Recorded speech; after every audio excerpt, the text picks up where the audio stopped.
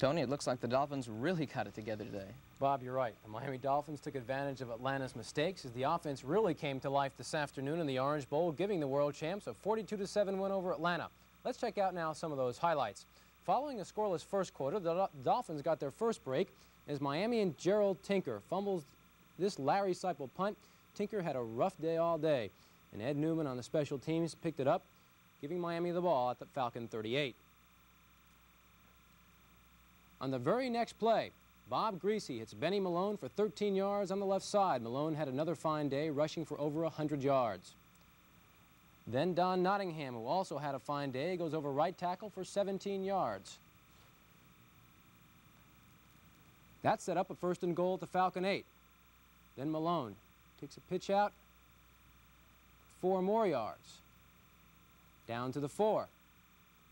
Benny again gets the call, and he goes over the left side for the touchdown. The point after touchdown was good, and the Dolphins led 7-0. Miami got another break. Atlanta's next series on 2nd and 11 from the Falcon 24. Dick Anderson intercepts his Bob Lee pass and returns it to the Atlanta 29. One play later, Greasy hits Nat Moore for 26 yards to the 3. Another fine day for Nat Moore. Rookies and second-year and third-year men continue to give the Dolphins that added edge while some of the injured players are getting healed. There's Nat running down the sideline. He's pushed out of bounds there by Clarence Ellis. One play later, Greasy back again.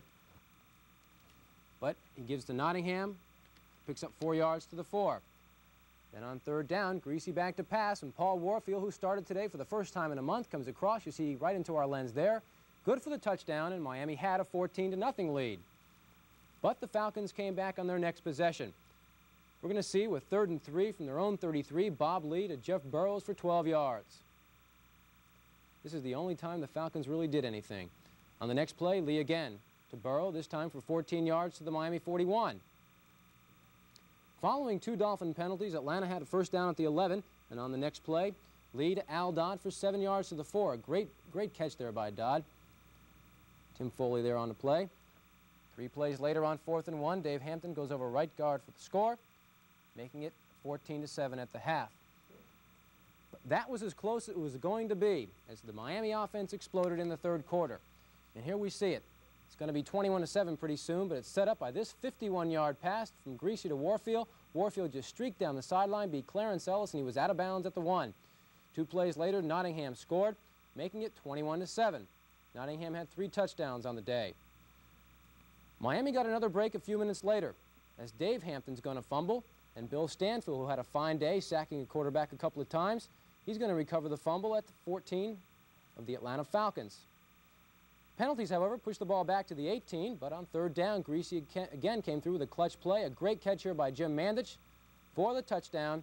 Now it's 28-7, but the offense wasn't finished there. They kept putting the ball in the end zone.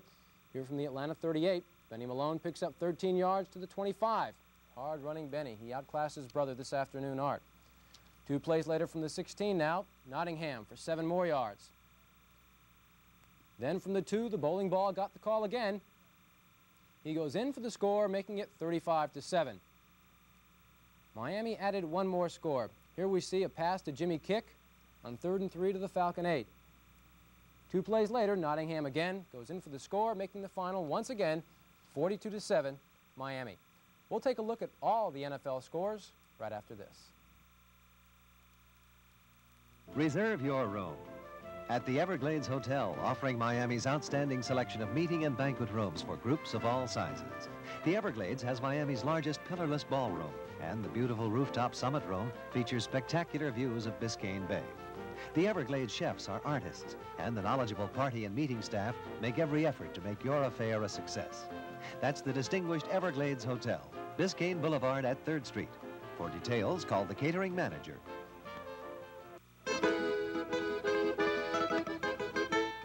Moskva приветствует Mike Douglas. The Mike Douglas Show is on the go again, coming to you this week from the United States and from Moscow, the capital of the Soviet Union. Mike's co-host in Moscow is the Russian broadcast star, Joe Adamov. And here in the United States, ABC sports announcer Jim McKay joins Mike on his tour through Russia.